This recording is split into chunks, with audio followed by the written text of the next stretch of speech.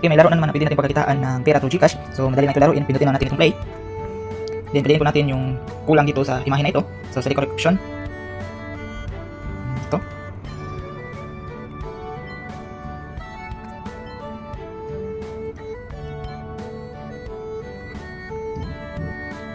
Yan, ganun lang po kadali. So meron tayong nakukuha ng diamond dito. So i-claim lang natin.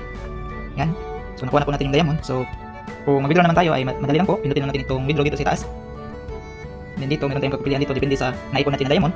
So dito meron tayong 1 million plus na diamond. So pwede tayong maka-withdraw ng dalawang 50 pesos dito.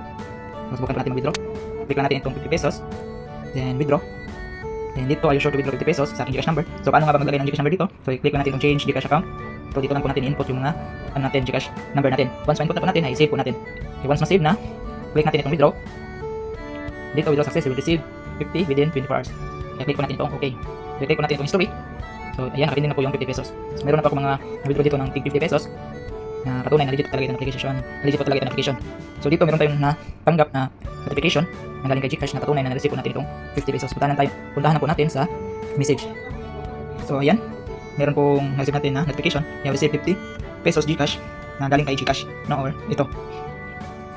So legit po talaga itong application. Kung gusto nyo i-download ay maaaring puntahan sa description or comment section. Doon ko po ilagay ang link. At huwag kalimutan mag-enter ng code para meron kayong makuha na reward bonus. Or pwede din nyo ako i-direct pay. So yun lang po. God bless.